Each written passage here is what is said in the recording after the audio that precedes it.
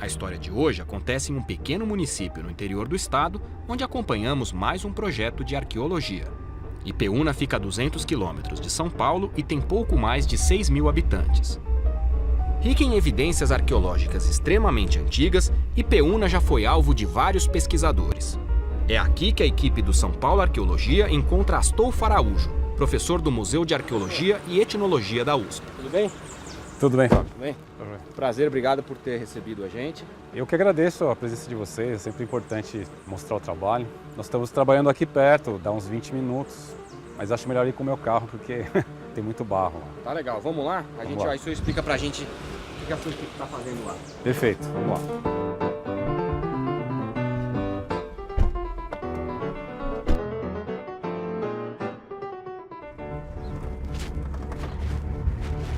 Astolfo nos levou até o sítio arqueológico, local que já foi explorado por ele antes. Aproveitamos o caminho para conversar. Nós estamos trabalhando aqui desde 2010 na região. Na época, nós estávamos trabalhando num outro sítio arqueológico que chama Alice Boer, que foi considerado durante muitas décadas o sítio arqueológico mais antigo do Brasil. Nós percebemos que o Alice Boer, na verdade, não era tão antigo assim, né? Porque agora nós temos métodos de datação melhores. Essa Lagoa do Camargo pareceu um lugar interessante e nós começamos a fazer tratagens, ou seja, nós começamos a fazer furos muito profundos para ver se tinha algum material arqueológico. O trado é um furo redondo pequeno de 15 centímetros, 10 centímetros, e aí nós abrimos quadras, né, de 1 metro quadrado, 1 por 1. E nessas quadras nós encontramos mais material arqueológico e carvão. E quando nós datamos esse carvão, deu uma idade de 11.500 anos, mais ou menos. A paisagem rural revela campos e plantações. Antes de chegar na tal lagoa, o professor parou o carro para mostrar que tinha outras coisas além da vegetação e da estrada de terra. Isso aqui é um barranco, né? É simplesmente um corte de estrada e nada mais, né? Só que se a gente for prestando atenção em algumas características, a gente vai ver que tem uma série de coisas interessantes. Astolfo mostrou que há diferentes interpretações para uma mesma paisagem. O que difere é o repertório. O que um arqueólogo encontraria aqui é uma lasca. Isso aqui é uma lasca arqueológica. Alguém lascou essa pedra. Ela é totalmente diferente de tudo que está embaixo, de tudo que está em cima, né? A rocha é diferente e a forma é diferente. Então, o arqueólogo já reconheceria isso aqui como sendo fruto do trabalho humano. Um especialista em solos vai notar que essa parte do solo é totalmente diferente dessa. Um especialista de geografia física veria ainda mais uma coisa, que essas rochas aqui significam provavelmente um evento climático, onde você teria muito pouca vegetação, e chuvas torrenciais. Um geólogo ainda notaria que existe isso aqui está truncado. Deve ter acontecido um terremoto muito forte que causou rachaduras no solo e causou o colapso dessa parte mediana. A viagem até o sítio continuou. O senhor é especialista num determinado tipo de arqueologia? Eu me especializei mais numa coisa chamada geoarqueologia, que é essa interface entre ciências da terra e arqueologia. Bom, aqui é uma coisa importante, é a lagoa. Nessa segunda parada, Astolfo mostrou o sítio de longe e ficou mais fácil explicar o porquê da escolha do local. Nós estamos aqui perto dessa lagoa, ela está quase seca, mas a gente já viu ela cheia de água, chama Lagoa do Camargo, e isso deu nome ao sítio. Essa lagoa deve ser suficientemente antiga para ter atraído as pessoas para a margem dela. Nós pensamos a lagoa como um imã de gente, de paleoíndios, né? Que ela poderia ser um local que atraísse as pessoas. Você imagina, você tem um cerrado e aí você tem uma lagoa no meio do cerrado. Você não tem grandes movimentações de água, você só tem uma leve sedimentação, né? E os sítios desses períodos mais antigos, com maior probabilidade, estão enterrados. E foi o que a gente encontrou, só que a nossa surpresa é que a gente não encontrou na beira da lagoa, a gente encontrou lá no alto, enterrado a 2 metros de profundidade. Minha equipe está ali naquele topinho ali, no meio dos eucaliptos. E é lá que a gente vai encontrar eles e vocês vão poder ver as áreas que a gente está escavando e tradando ali. Vamos lá? Vamos lá. Vamos lá então.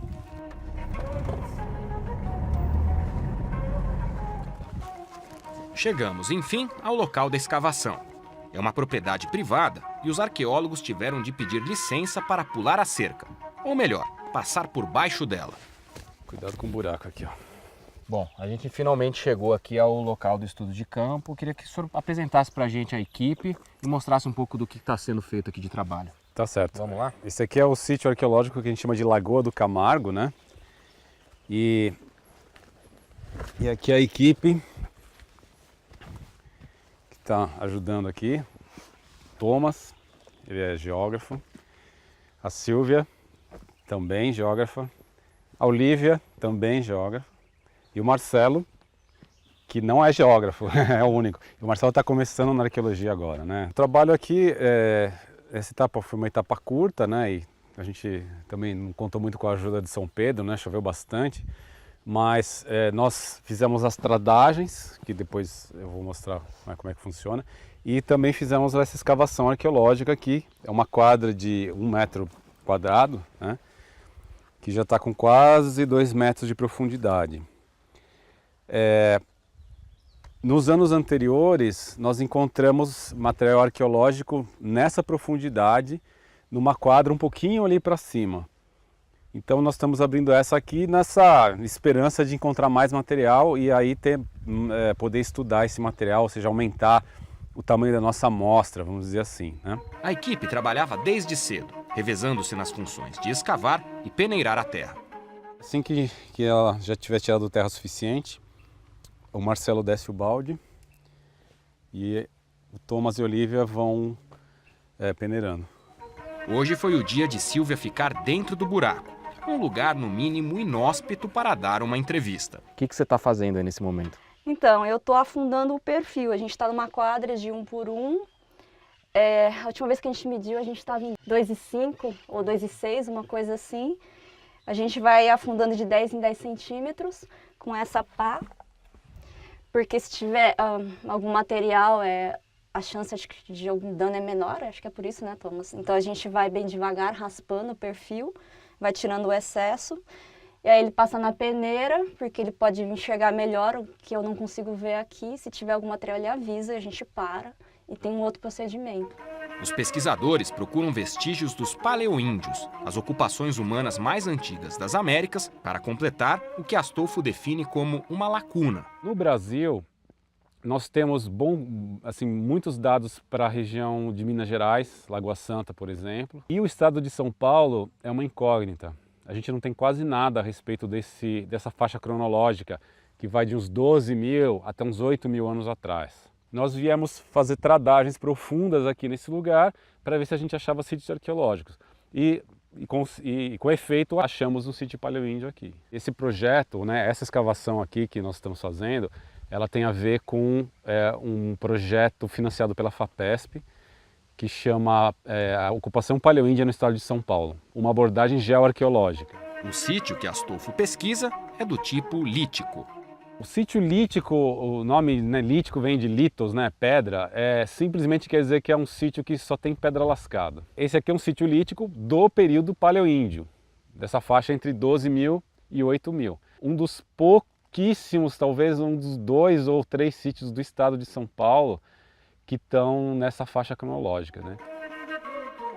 Aqui na Lagoa do Camargo, cada pesquisador tem uma expectativa e muitas surpresas. Todo mundo explicava, né, a bibliografia anterior, que isso daqui seria a bioturbação, né, que teria o material e aí as formigas, cupins soterrariam. Quando a gente achou aqui no topo, depois com trado a 2 metros de profundidade, tipo, a gente desperta, pô, mas ali de onde que veio 2 metros de material, como é que está tão antigo e quantos sítios já foram perdidos pelas pessoas não afundarem até 2 metros, né? Esse sítio, ele assim, tá trazendo um monte de surpresas, né? Ele é meu tema também do mestrado e eu vou tentar explicar como a movimentação das peças, a geomorfologia, né? A gente está tentando entender ainda, porque ele é muito complexo. É raro você ter a oportunidade de escavar, na verdade.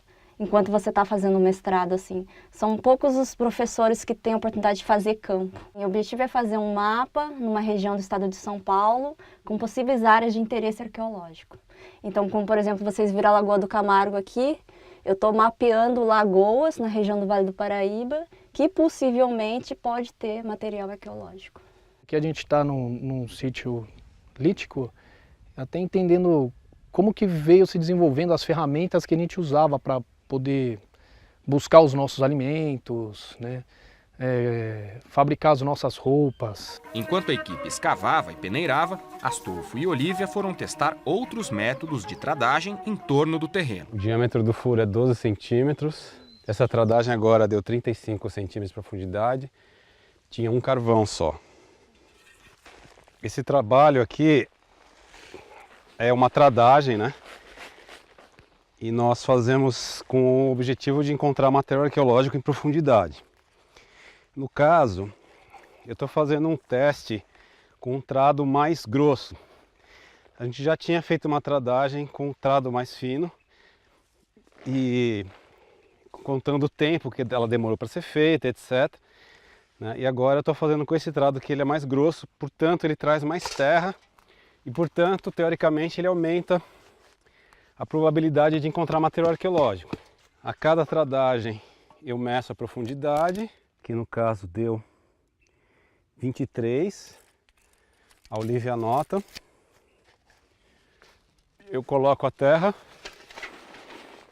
e ela peneira para ver se tem material arqueológico. E assim vai.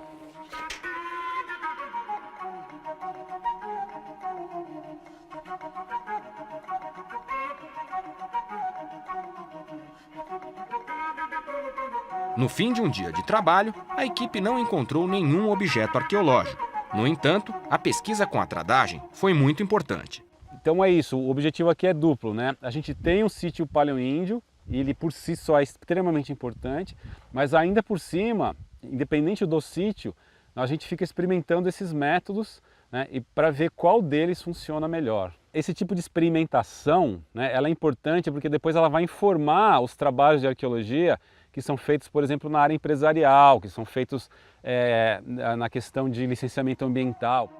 Voltando a São Paulo, fomos ao Museu de Arqueologia e Etnologia da USP para encontrar Astolfo Araújo, agora no laboratório. Aqui, ele pôde mostrar os objetos encontrados no sítio arqueológico Lagoa do Camargo na primeira expedição. Os objetos que nós encontramos na Lagoa do Camargo são muito simples, são lascas. É possível que eles estivessem lascando coisas muito simples e usando a lasca in natura, porque ela já é cortante, ela parece uma gilete, você consegue usar essa lasca in natura. Mas também é possível que eles estivessem fazendo outras coisas e a gente não encontrou porque a escavação é muito pequena. E como podemos ter certeza de que as lascas foram mesmo feitas por humanos? Se você pega uma pedra e bate numa outra pedra de sílex, né, que geralmente é o material mais usado, isso aqui é tudo sílex, você percebe que essa lasca tem características tais, tais e tais. Fora isso, nesse caso específico, como estava a 2 metros de profundidade, dentro de um solo muito mais fino, coisas deste tamanho não teriam chegado naturalmente. Para você ter uma peça, não precisa nem ser grande, uma peça deste tamanho no meio da areia fina, alguém levou. No laboratório, cada pedra é catalogada com as coordenadas geográficas de onde foi encontrada. Quando o material é muito simples, você vai basicamente medir alguns atributos: comprimento, largura, espessura, peso. Elas são lavadas, numeradas e analisadas, e a análise pode tomar várias formas, depende das perguntas, né, que a pessoa está fazendo e, claro, depende da natureza do material. E a análise, que nasce com poucas perguntas, acaba se tornando mais misteriosa. Para o estado de São Paulo, relacionado a esses caçadores-coletores, né, esse pessoal que só lascava pedra, que não tinha cerâmica, as perguntas são ainda pequenas. A gente ainda quer se entender assim, quantos tipos de caçadores-coletores, ou quantas culturas de caçadores-coletores diferentes existiam? É um dado básico. Resposta: não sabemos. E agora a gente só tem esse 30 lascas num sítio totalmente inédito e muito antigo, né, que agora já suscitam muitas outras perguntas. Puxa, mas eles só estavam lascando e tirando lascas, eles não faziam nada formal, né? Então para isso a gente precisa aumentar a área de escavação e etc. Tentar achar outros sítios, né? Então a ideia é voltar e continuar abrindo e continuar procurando mais coisas para aumentar a amostra, né?